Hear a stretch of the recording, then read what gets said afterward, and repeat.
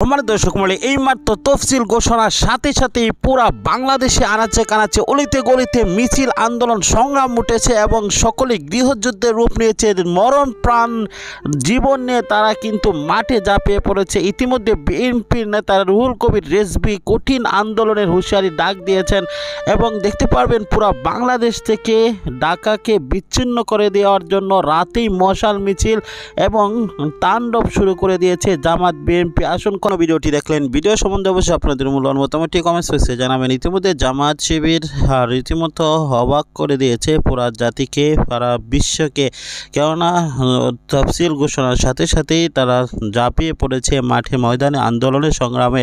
তারা ইতিমধ্যে মশাল মিছিল করে পুরা ঢাকাকে ঘেরাও করে নিয়েছে, নির্বাচন কমিশনে ঘেরাও করেছে চরমোনাই।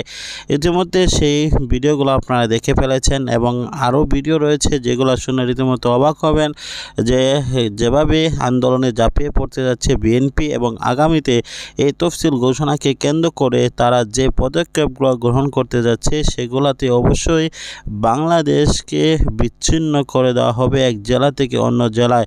কেননা অবরোধ এবং অসহযোগ আন্দোলন করতে যাচ্ছে বিএনপির সেই আন্দোলনে থাকবে জামাত ইসলাম এবং থাকবে বিরোধী দলের গণতন্ত্র মঞ্চ, গণঅধিকার পরিষদ এবং কি ইসলামিক ঐক্যজোট, চরমোনাই সহ সকলেই তাদের আন্ডারে অধীনে থেকেই নির্বাচনকালীন সরকারের জন্য, এই সরকারের পদত্যাগের জন্য আন্দোলনে ঝাঁপিয়ে পড়বে এবং পরবর্তীতে সরকার হটিয়ে তারা সুষ্ঠু নির্বাচনের ব্যবস্থা করবে।